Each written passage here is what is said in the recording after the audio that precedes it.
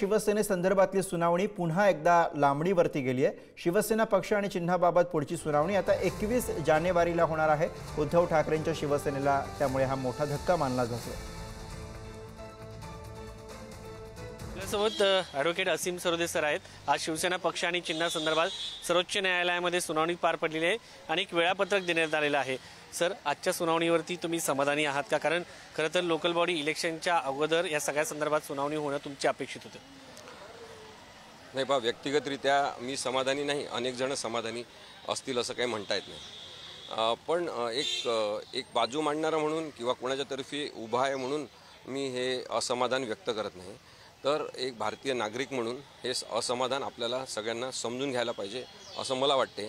की जे कॉलेजमध्ये शिकवतात की न्यायाला विलंब म्हणजे अन्यायच आहे, तारीखवर तारीख देऊन प्रकरण लांबत नेणे हा अन्यायच आहे, असं आम्हाला न्यायाचं तत्त्व म्हणून शिकवतात।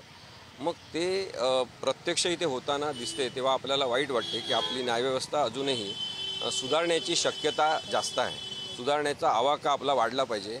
त्यासाठी मला वाटते की न्यायव्यवस्थेतील सगळ्यांनी, म्हणजे न्यायव्यवस्थेमध्ये न्यायाधीश असतात, वकील असतात, क्लर्क असतात, पूर्ण स्टाफ असतो, अशा सगळ्यांनी नागरिकांसोबत चर्चा आणि संवाद करून विलंब कसा कमी होईल न्यायाला याच्याबद्दलचा विचार केला पाहिजे। याचं हे अत्यंत धडधडीत उदाहरण म्हणून या प्रकरणाकडे आपण बघायला पाहिजे। सर, खरं तर आजच्या सुनावणीमध्ये तुमच्याकडनं वेळ मागवण्यात आलेला आहे 3 तासाचा, त्यांना 2 तासाचा। साधारणपणे तुमच्या युक्तिवादासाठी शिवसेना पक्ष आणि सुनावणी आणि आमदार अपत्र यासाठी एकत्रित हा 3 तासाचा वेळ आहे का? एकत्रित वेळ शिवसेना आणि राष्ट्रवादीच्या युक्तिवादासाठी 3 तास दिलेला आहे आणि 2 तास जो आहे तो शिवसेना एकनाथ शिंदे यांना आणि राष्ट्रवादी अजितदादा यांना दिलेला आहे असं तरी न्यायालयाच्या म्हणण्यावरून आपल्याला आत्ता दिसते।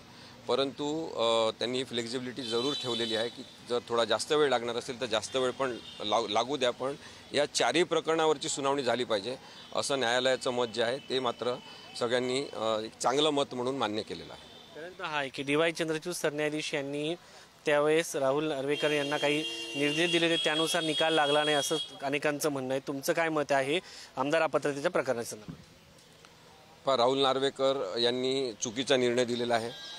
त्यांनी जी असंवैधानिकता केलेली आहे त्याच्याबद्दल विस्तृत विवेचन मी केल्यामुळे आज माझी ही तुम्ही पाहता सनद माझी 3 महिन्यासाठी काढून घेण्यात आलेली आहे।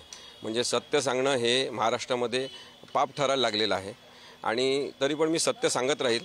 मला वकिली म्हणजे केवळ न्यायालयाच्या आतमधल्या इमारतीमध्ये केवळ वकिली करायची असं नाही, रस्त्यावर समाजामध्ये लोकांसाठीची वकिली ही अत्यंत महत्त्वाची जनवकालत जी आहे, पीपल्स ॲडव्होकसी, ती महत्त्वाची वाटते। आणि मी आपल्याला हे सांगू इच्छितो की ज्या पद्धती